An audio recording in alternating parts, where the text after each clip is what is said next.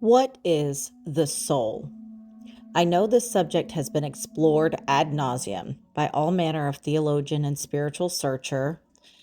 However, I had to take my own journey. I had to see through my specially and specifically calibrated perception field. I had to utilize the filters that I had developed during this earth run and prior in order to analyze the same information that many have viewed before me. That being said, I posit that the soul has some mass, it has some form, it has some substance. It has to.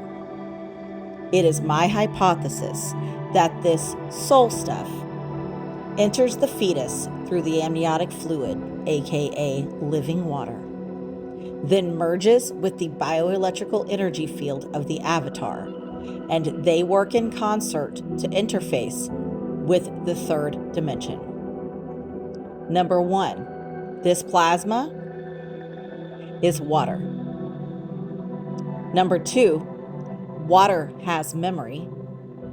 And number three, it comes from somewhere. It may help to imagine it as a nano-sized drop of golden honey or liquid that comes from a master source, or what I call an OPF, an originating plasma field. This source would be pure consciousness, pure intelligence, no need for an avatar, just a pool of pure consciousness. And this is consciousness not to be confused with intelligence. This originating plasma field, or OPF, would contain a record of every experience that has ever been had by any avatar it has ever been housed within, including the memories from every other drop that has ever been inside of an avatar. Each piece, each tiny drop, would contain the knowledge and memories of the whole. We are one. We hear that all the time.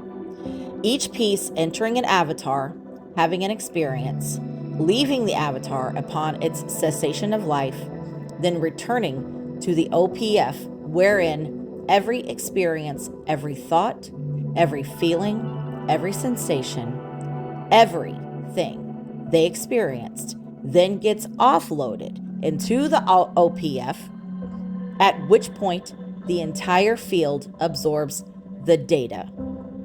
Now, this should elicit thoughts of the Akash, and I will get there. So then the question is, where is this originating plasma field? People will instinctually say it comes from God or from heaven. But we need to get more specific. I wanted to know more. Let's start with the subject of plasma itself. Let's define it. Nearly all the visible matter in the universe exists in the plasma state, occurring predominantly in this form in the sun and stars and in interplanetary and interstellar space. Auroras, lightning, and even welding arcs are all plasmas. Plasmas exist in neon fluorescent tubes. They exist in the crystal structure of metallic solids and in many other objects. The Earth itself is immersed in a tenuous plasma called the solar wind and is surrounded by a dense plasma called the ionosphere. I'm going to read to you from Britannica.com regarding the plasma state of matter. The development of plasma physics. The collective behavior of charged particles in magnetic fields and the concept of a conducting fluid are implicit in magnetohydrodynamic studies, the foundations of which were laid in the early and middle 1800s by Faraday and André-Marie Ampère of France. Not until the 1930s, however, when new solar and geophysical phenomena were being discovered, were many of the basic problems of mutual interaction between ionized gases and magnetic fields considered. In 1942, Hans Alfvén, a Swedish physicist, introduced the concept of magnetohydrodynamic waves. This contribution, along with his further studies of space plasmas, led to Alfvén's receipt of the Nobel Prize for Physics in 1970. These two separate approaches, the study of electric discharges and the study of the behavior of conducting fluids in magnetic fields, were unified by the introduction of the kinetic theory of the plasma state. This theory states that plasma, like gas, consists of particles in random motion, whose interactions can be through long-range electromagnetic forces, as well as via collisions.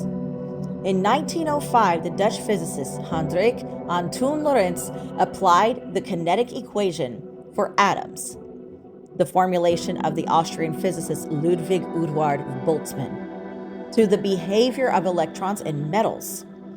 Various physicists and mathematicians in the 1930s and 40s further developed the plasma kinetic theory to a high degree of sophistication. Since the early 1950s, interest has increasingly focused on the plasma state itself. Space exploration, the development of electronic devices, a growing awareness of the importance of magnetic fields in astrophysical phenomena, and a quest for controlled thermonuclear fusion power reactors all have stimulated such interest. Many problems remain unsolved in space plasma research, owing to the complexity of the phenomena. For example, the descriptions of the solar wind must include not only equations dealing with the effects of gravity, temperature, and pressure as needed in atmospheric science, but also the equations of the Scottish physicist James Clerk Maxwell, which are needed to describe the electromagnetic field.